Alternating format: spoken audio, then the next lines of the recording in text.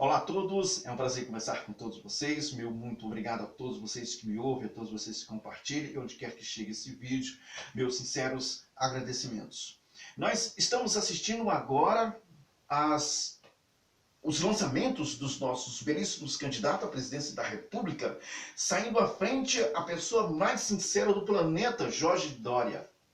Acreditamos que tudo isso que aconteceu agora pode ser banalizado pela falta de punibilidade ou punição àquelas pessoas que cometeram seus erros. As coisas parecem que se acertam, mas parece que se esquece de que houve um dano. Danos esses que permanecem. Danos esses que não são respeitados conforme a nossa Constituição Federal.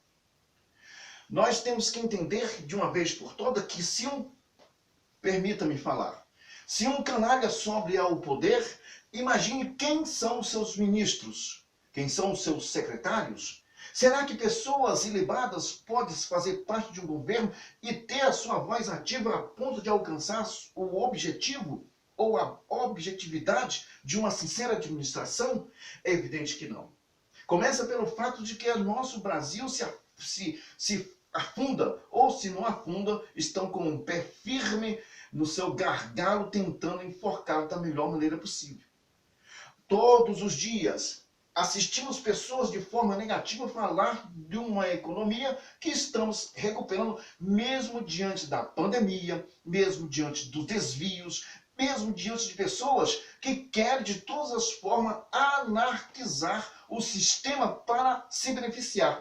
Como eu posso destruir, ser presidente de algo que eu destruí? Então, isso conta que todo aquele que está ao meu lado vai ser destruído.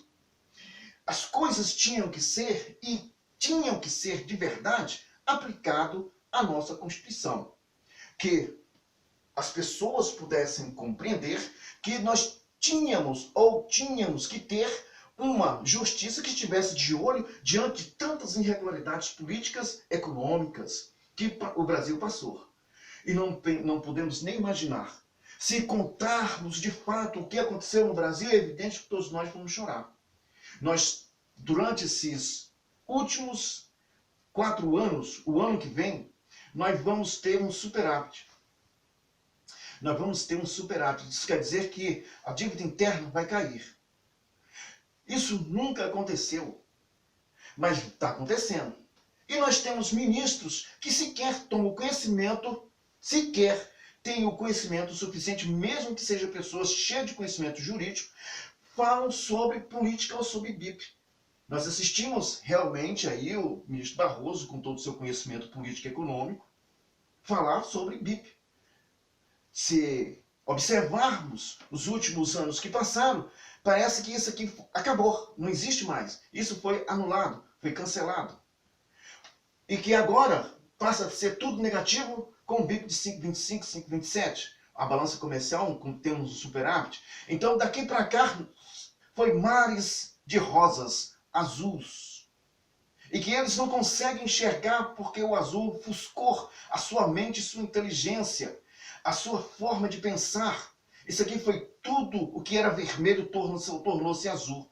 Encortinaram todos os acontecimentos. Os danos parece que não existem. As pessoas parece que não contam. Os bilhões que foram assaltados não contou. Ah não, aqui começa tudo de novo. Podemos até dizer antes STF e depois STF. Agora não tem mais antes de Cristo e depois de Cristo. Nós temos antes STF e depois STF. Nós estamos vivendo um parâmetro. Nós estamos vivendo uma vergonha. Nós estamos vivendo um acontecimento histórico. E que mais tarde, os que nascem, os que nasceram, os que estão com 10 anos, vão poder contar a sua história. Uma história repleta que pode até chegar aos livros nas escolas.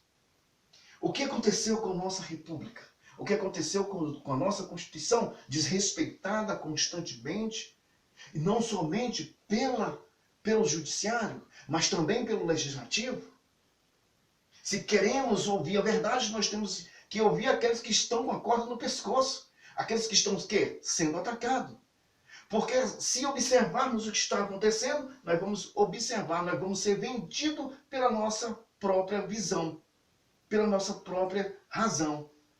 Porque sempre que há uma mentira muito grande, a maioria torna a engolir essa mentira como verdade. Mais cedo ou mais tarde brota em si a sua necessidade de manifestar sem qualquer conhecimento político ou qualquer conhecimento da nossa Constituição.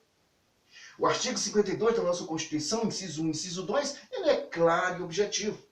Mas a formação do artigo, lá no artigo 100, a formação do Supremo Tribunal Federal é de homens de 35 a 60 e homens ilibados de alto conhecimento jurídico.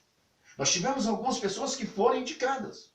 Eu, particularmente, eu sou contra um advogado simplesmente ser ministro. Porque nós temos diversas áreas na advocacia, nós temos trabalhista, criminalista, nós temos uma série. E cada uma dessas áreas dentro da advocacia, precisa ter um conhecimento profundo. E não deveria ser esses indicados por pessoas que encontram a nossa política, mas deveria ser indicado pelo seu conhecimento jurídico conforme a sua formação no artigo 100. No artigo 100, inciso 1, do artigo 100, inciso 1, na letra B, então, essas pessoas julgam presidente, vice-presidente, ministros e conselhos. Mas também julgam seus próprios membros. Perder essa analogia, perder esse comportamento, é dizer que a formação desbandou. A porteira da nossa reserva constitucional foi embora, acabou. Ninguém ficou para contar a história. Porque a história foi criada por si. Estamos vendo isso acontecer no Brasil. Vemos também um legislativo, vendo ali a Câmara e o Senado, que sabe muito bem o seu papel. Mas ninguém quer comprometer-se porque a corda está no pescoço, essa corda salvatória, essa corda salvadora que livra as suas reputações mais imundas do que túmulo de cemitério, que é caiado por fora e ossos podres por dentro. Essa é a nossa condição. Artigo 52, inciso 1, é claríssimo. O que nós estamos vendo é um bando que estão tentando de todas as formas aniquilar o sistema democrático e pôr em prática, usando o nome democracia, lutam em forma de democracia. A democracia jamais poderia sair do trânsito da nossa Constituição, da linha reta. Todos saíram em forma de democracia.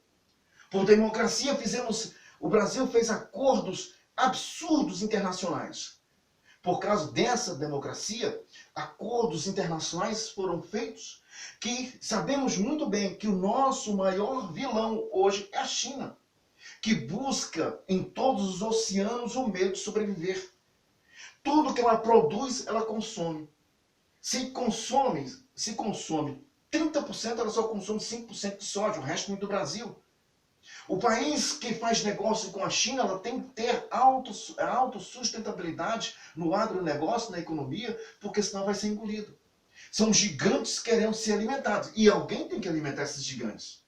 E a gente vê essa ignorância, nós não temos marcos regulatórios a ponto de impedir, nós temos uma tecnologia que está entrando no Brasil que não sabemos como isso vai funcionar.